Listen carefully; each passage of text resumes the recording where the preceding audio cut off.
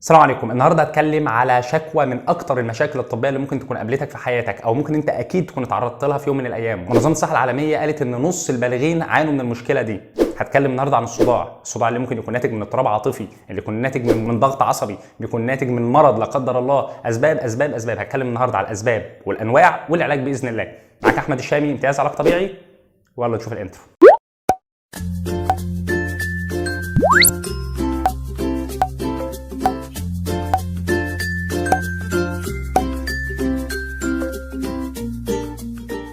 الصداع ممكن يحصل على جنب واحد من الراس او الجانبين من الراس. ركز قوي ان انا عندي هنا سببين، برايمري او اسباب اوليه واسباب ثانويه. الاسباب الاوليه ان هو السبب المباشر فيها الصداع، يعني الصداع ده سبب مباشر للحوار اصلا.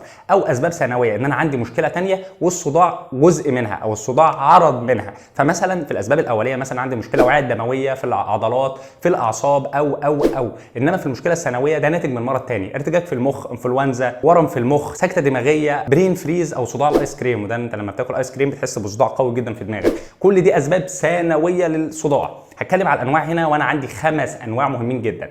اول نوع التنشن هيديك، وده اشهر نوع بيجي من البرايمري كوزز او من الاسباب الاوليه ان هو يكون السبب الرئيسي فيها الصداع. وده ناتج من ضغط عصبي، ضغط في حياتك، ضغط في شغلك، ضغط في امتحاناتك، بتشجع فريق معين وخرج من ربع النهائي كل سنه وكانت السنه دي ما خرجش، فانت طبعا اكيد مبسوط. بتحس معاه بان في شريط حوالين راسك محسسك بالم شديد، راسك نفسها متحزمه بحزام مسبب الم جامد. زود اكتر ان هو وصل للرقبه نفسها في مشكله. ممكن يقعد ساعات، يكمل لايام، يكمل لاسابيع، وممكن يكمل ل3 شهور كحد اقصى. طبعا هو مش مزمن بس هو مده معينه، بيبدا من ساعات يرقى الايام، يرقى الاسابيع، يرقى الشهور. ده النوع الاول التنشن هيديك. بالنسبه للنوع الثاني هو المايجرين او الصداع النصفي، وده سبب مهم ودي حاجه خطيره جدا. يعني منظمه الصحه العالميه حطته ان هو السبب السادس من اسباب الوفاه على مستوى العالم. سبب قوي وحاجه قد اصلا تاثر على حياه البني ادم. هيبقى ليه حلقه كامله باذن الله هتكلم عنه، بس ركز قوي معاه ان هو عاده بيبقى معاه عدم رؤيه في النظر، عينيك بيبقى فيها مشكله ما بتشوفش كويس، دوار وغثيان، مشاكل وتعب. ممكن يبدا من بضع ساعات ويزيد معاك انه يوصل ليومين او ل3 ايام. النوع الثالث هو الريباوند هيديك. ريباوند يعني حاجه ارتداديه وحاجه رجعت اصلا، فدي مشكله. الريباوند هنا نتيجه مرض معين وهو السبب الاكثر شيوعا للاسباب الثانويه للصداع. انا اتكلمت على الاسباب الاوليه والاسباب الثانويه. الاسباب الاوليه كان اشهر حاجه التنشن هيديك، الاسباب الثانويه اشهر حاجه الريباوند هيديك. طب الريباوند هيديك ده ايه اللي حصل خلاني يجي لي الصداع اصلا؟ وهي الاوفر يوز اوف الميديكيشن بتاعت الانتي هيديك. بمعنى انا استخدمت ادويه زياده او استخدمت ادويه كتير للصداع. شوف يا مؤمن، اهو انا باخد ادويه للصداع فيجي لي صداع. تحية لجمال عبد الناصر والاسره الكريمه كامله. بيكون معايا الم في الرقبه، ارق، مشاكل في النوم، احتقان في الانف، بيجي طبعا بيزيد على مدار اليوم، ولو كمل معايا ايام فالاعراض بتختلف من يوم للتاني. رابع نوع هو الكلاستر هيديك، وده الصداع العنقودي. يعني هو نوع بيقعد من 15 دقيقه ل3 ساعات على مدار اليوم، يعني من 15 دقيقه ل3 ساعات في اليوم، وممكن توصل الازمه دي ل8 مرات في اليوم لمده اسابيع وشهور كمان. ركز قوي في النوع ده ان ما بين الفترات وبعضها ما بيكونش فيه اي صداع، اذا هو بياخد مده معينه يكون الصداع فيه كارثي او قوي جدا بصراحه، مده معينه وما بين الفترات وبعضها ما فيش اي مشكله. طبعا اعراضه بتظهر ان هو بيبقى شديد جدا وبيبقى في جنب واحد، وبتوصفه ان في نار ودماغي بتعمل، وعاده بيكون حوالين العين، وبتاخد بالك ان المنطقه اللي فيها الم ممكن تبقى مورمه ولونها احمر كمان، يعني كنايه او زياده عن كثره الالم كمان اللي هو بيسببه. النوع الخامس وده اصعب نوع واتمنى ان شاء الله انه ما يعديش عليك ولا على اي حد من قرايبك، هو الساندر كلاب هيديك. ساندر حتى جاي من الرعد يعني، وهو اسمه الصداع الرعدي بالعربي خالص.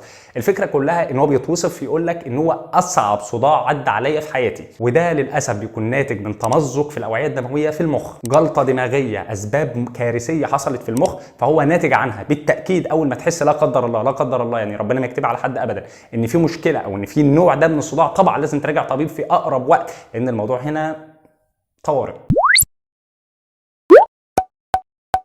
طيب بالنسبه للعلاج، اهم حاجه هنا الراحه ومسكنات الالم، بس كده. بعض الدكاتره بتكتب حاجه كده زي الثلاثيه مع بعض، البيتا بلوكر، مضادات الصرع ومضادات الاكتئاب، بيكتبوا ال3 مع بعض. بالتاكيد ما ينفعش انت تاخدهم من دماغك، لازم تحت اشراف طبيب. طب حتى لو تحت اشراف طبيب، ليه ميزه ان اشراف طبيب؟ لانك لو خدتهم باستمرار وبدات توقفهم او بدات تزود في استخدامهم هيجي لك النوع الثالث اللي اتكلمنا عنه، هو الريباوند هيديك، نتيجه استخدام الادويه دي اصلا. فانت لازم تبطلها تحت اشراف طبيب، وحتى لما تبطلها تحت اشراف طبيب احيانا بتحتاج انك تتحجز في المستشفى عشان الويزدرول الويدرول افكت او اعراض الانسحاب من الدواء ده نفسه لازم تبقى تحت رعايه وتحت عنايه لا قدر الله لو حصل مشكله ثانيه. طبعا في بعض الافكار الثانيه بتقول لك انه ممكن لو انت بتستخدم دايت او نظام غذائي رديء او وحش فده ممكن يسبب لك مشكله، بالتالي عندك بعض العناصر الغذائيه ناقصه في جسمك وهي اللي مسببه لك الصداع. ممكن مشكله في امتصاص الغذاء نفسه فهي اللي سببت لك المشكله دي. طبعا بيبقى في علاج نفسي وبعض الناس بتروح لاطباء نفسيين، بينفع طبعا وبيجيب نتائج كويسه في الموضوع ده. طيب حاجات اقدر اعملها في البيت وهتفرق معايا قوي، حط كمادات ساقعه او سخنه على راسك، دش دافي حاجه عظمه.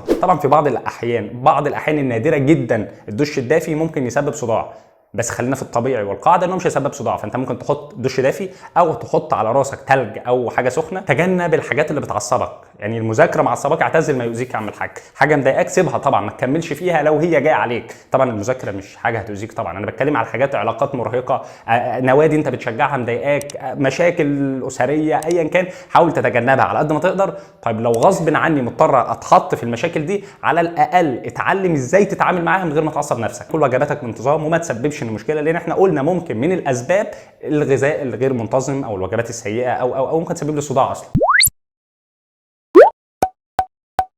نهاية اتمنى تكون استفدت بالحلقه دي، ولو انت مكمل معايا لهنا يعني شرفتني ونورتني. اتمنى تعمل لايك واشتراك للقناه وتفعل الجرس عشان توصلك الفيديوهات اللي باذن الله بنعملها على مدار الموسم، وتعمل شير للفيديو بينك وبين صحابك. وبس كده، السلام عليكم.